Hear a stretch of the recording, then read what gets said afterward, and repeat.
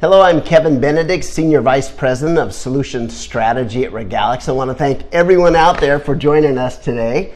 We're here in London all week long, and I'm just thrilled to be here on SAP's campus right off Heathrow in beautiful weather, and my guest is Maggie Buggie. Hey. Maggie. Hi, Kevin. Hello, everybody. I'm Maggie Buggie, and I'm SVP and responsible for SAP Leonardo Services.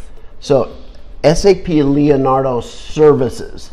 So I remember when SAP Leonardo was like IoT, Internet of Things, and then it grew and grew and grew and grew. So now talk to me about what SAP Leonardo Services means. Well, we, as you'd imagine, are very much part and parcel of SAP Leonardo and how we're delivering the intelligent enterprise and making that a reality for our customers. And one of the things that we've learned at SAP over the last few years is that when our customers are talking about and exploring these intelligent technologies or digital or talking about innovation, they're asking for a fundamentally different type of engagement and of guidance from us as SAP. And what I mean by that is that historically at SAP, we made beautiful products, went out to the world, and we convinced the world of why they were necessary. And the world came and consumed those products. Yes. In the digital innovation space, as you well know, it is the complete opposite.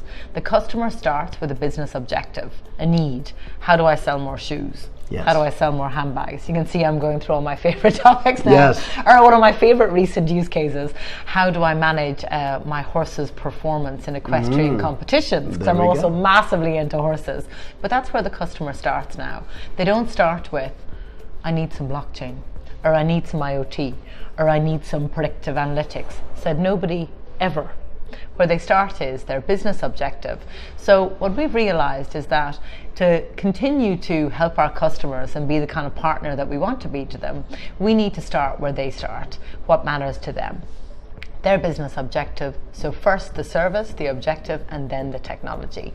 And answering those questions well helps our customers make intelligent choices about how to consume our technology, both our intelligent Leonardo technologies and or either their ecosystem of products or platforms and capabilities that many of our customers have. So hence Leonardo Services. Yeah, so instead of just looking at, oh, these are new emerging technologies, where can we find a home for them? You guys are starting from the other side and say there's a business case here. Is there a business case here? Oh, we have to. Yes. Because that is part of the pain and the beauty of this area, and that everyone's fascinated by these, beautiful terms, blockchain, artificial intelligence, machine learning, which are in and of themselves so abstract as to be virtually meaningless, which is why people love them so much, is my own personal view. But actually, when you're working with a customer, or one of my own motivations, when I'm with a customer, working out how can they manage plant refinery capacity and usage better? How could they potentially deliver trade finance more efficiently? How can they build traceability or better understand traceability in their supply chain? How can they link the on-demand supply chain to driving channel shift in customers?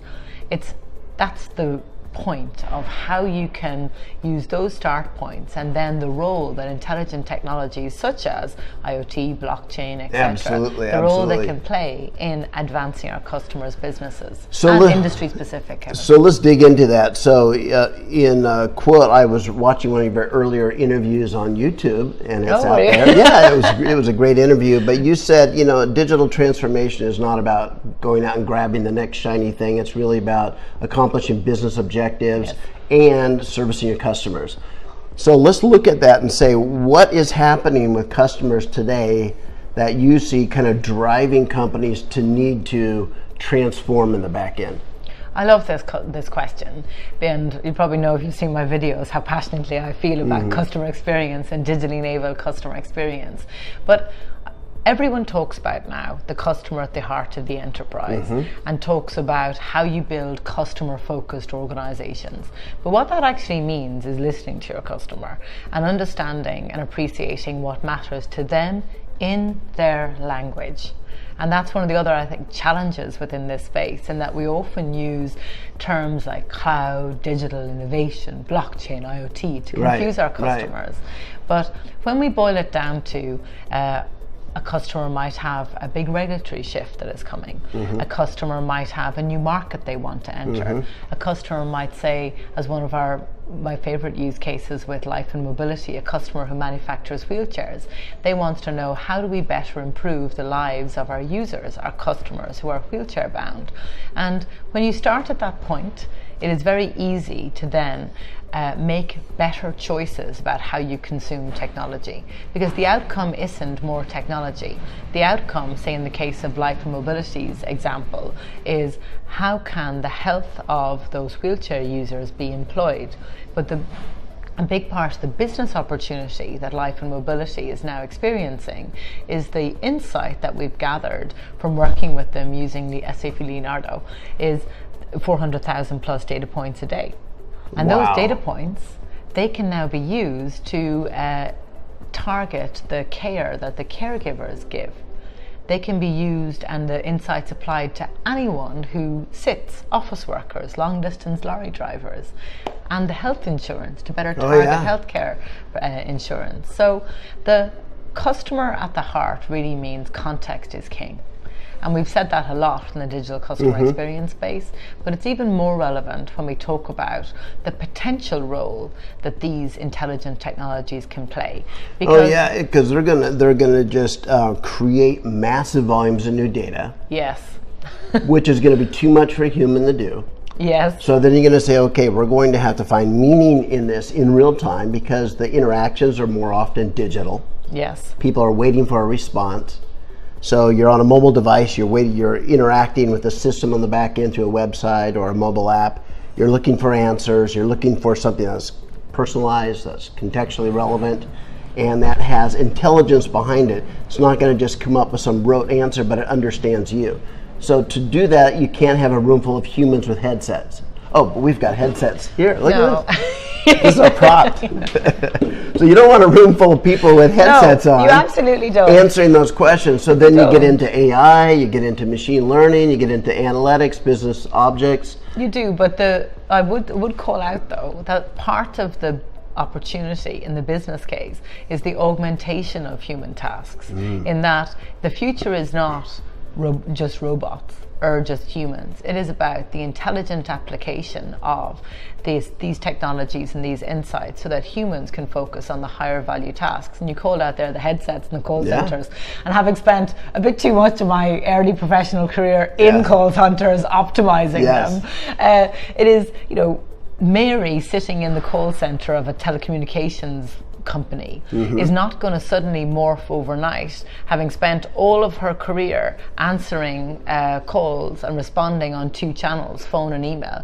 She's not going to suddenly morph overnight into the intelligent type of operative who can now respond in real time to multiple flows of data. Right. But if you can use artificial intelligence chatbots such as our conversational AI in that call center to automate lower value tasks and yes, increase the speed of response, Mary has much more free time to really consider the higher value pieces.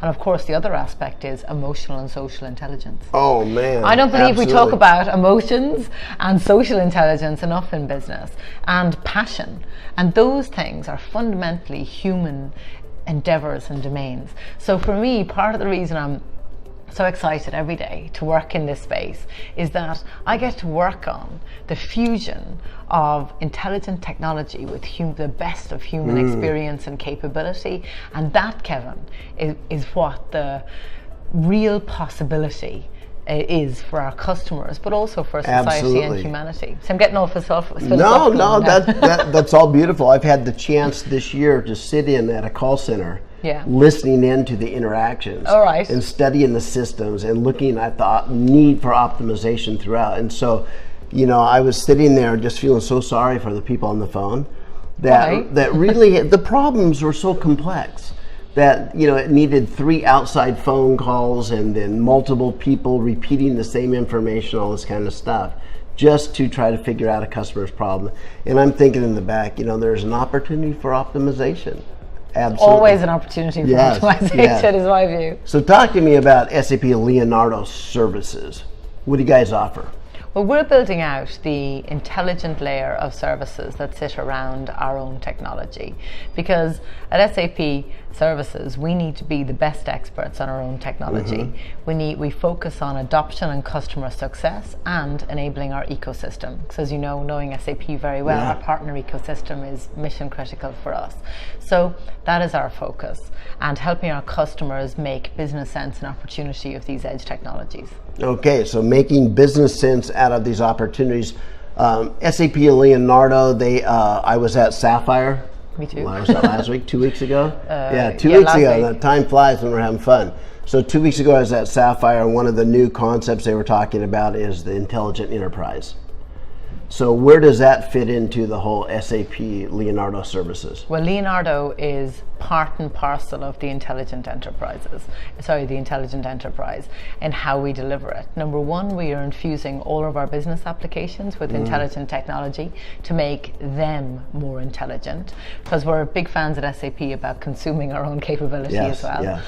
Secondly, we have our industry innovation kits, whereby you have your out-of-the-box solution for your industry to get you going, which come with pre-packaged innovation services, I might add.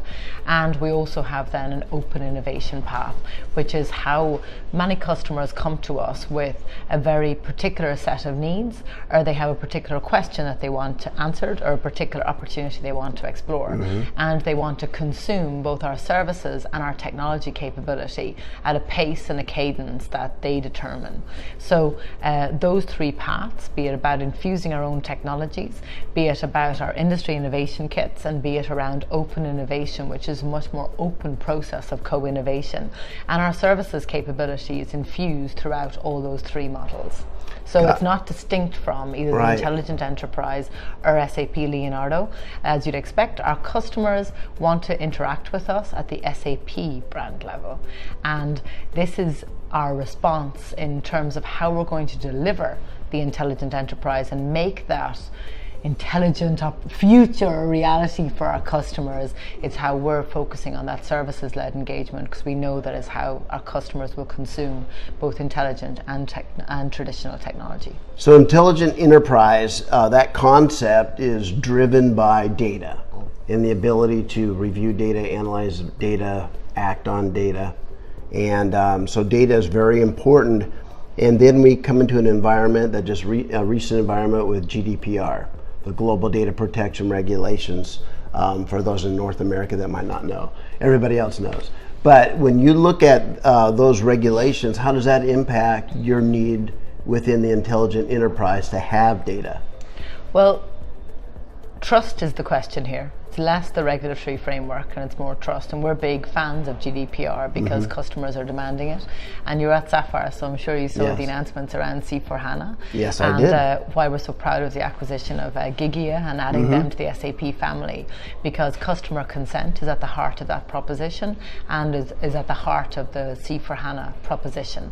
And as SAP, we've always taken GDPR very seriously, and it is really, I would say, embedded in our DNA as a mature company that has been trusted with the world's transactions and insight for some time now, about that customer, back to what we talked about earlier, the customer at the heart, and customer consent and knowledge of how their insight and their data is going to be used. Because customers are not cool about being the product, but they are comfortable about making mindful choices about how their data will be used. So for us, we see GDPR as just a natural evolution of getting back to real customer-focused business with trust at its heart. As SAP, trust is part and parcel of our DNA. That's brilliant. So I want to thank you so much, Maggie. Thanks, for Kevin. sharing with all of us out there today. Thank you for listening, everybody. Yes, thank you. Look forward to our next conversation. Absolutely. Thank you, guys.